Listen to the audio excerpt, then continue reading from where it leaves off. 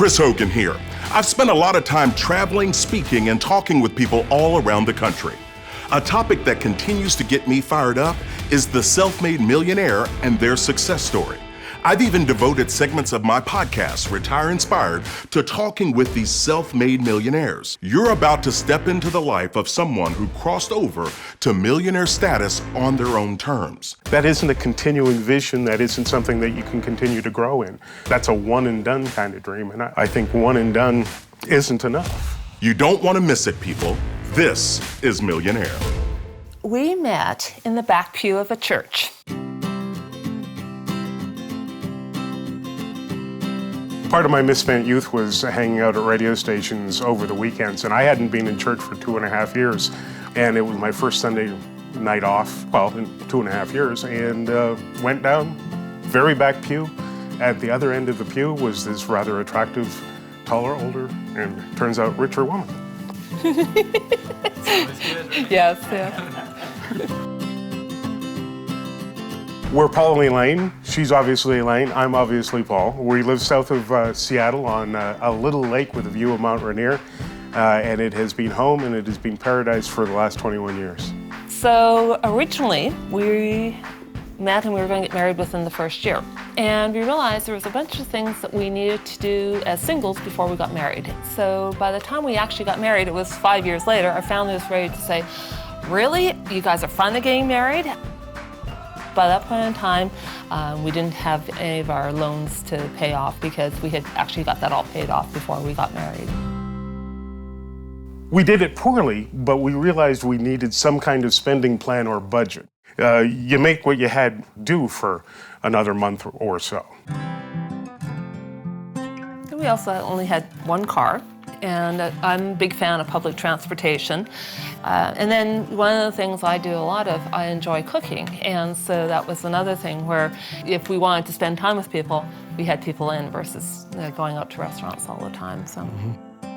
To the degree that there was peer pressure, we saw a lot of friends getting into some awfully nice houses or getting into their first houses when we were still on our second apartment. And there's an emotional toll to that. I think we've always had this sense that the long view matters. I remember paychecks that were almost not worth cashing.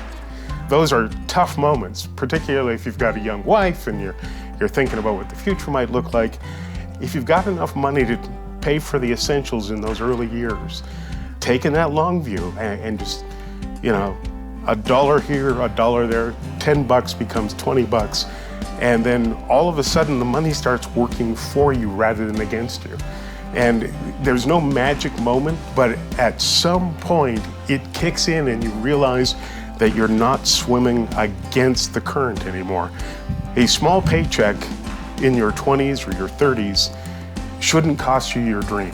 It tests the goal.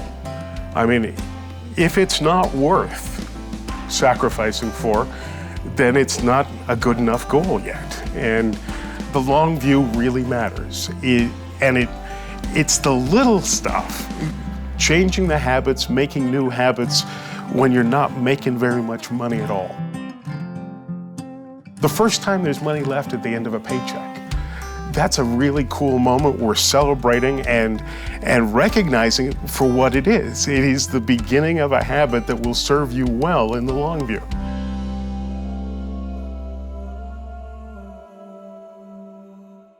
It is really easy to get consumed by that next thing.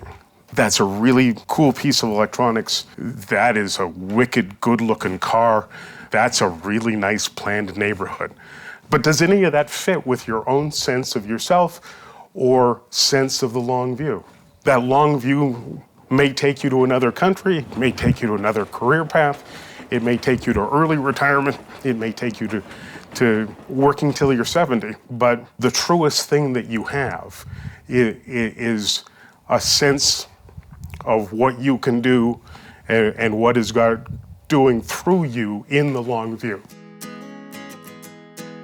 We started investing in the Canadian government's equivalent of an IRA, and what was cool about that is huge lesson in the power of compounding. I mean, that money actually was growing. That was enormously cool and provided a lot of incentive that if you do this, then good things happen, and which made the sacrifice feel right.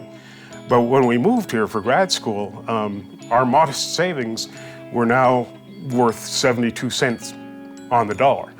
And it's a funny thing about investing that it works on both sides of the border, and it works over time. And that grew and grew and grew. And the thing about all of that, of course, the math says that it speeds up as you go.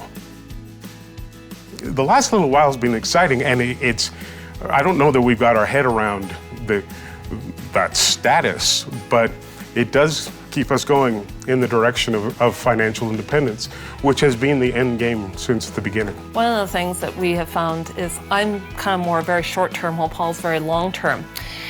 Paul actually made me a little picture thing for my wallet. And if you buy this cute little thing, you won't get the house and the trip to overseas. And now I have a bunch of coworkers that are retiring. And so now it's like, that's my motivation to stay focused, is that I want to retire, so. One of the things we've really got into is having a budget, which is really hard. Unfortunately, I think a budget is a bit of a swear word, but having that budget is how we got to where we're at right now. So with really modest incomes, we started putting away what we could. And then the magic of compounding started kicking in. We saw from having had credit cards that compound interest can hurt you quickly on the debt side.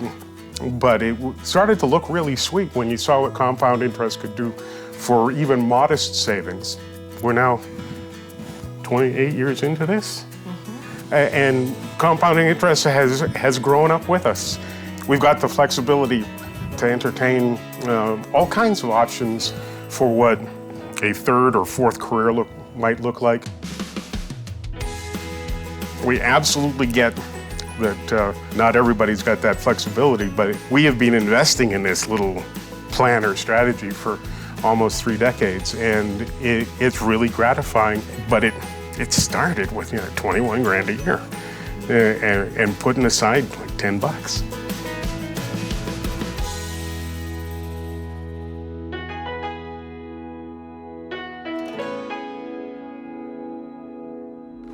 Okay.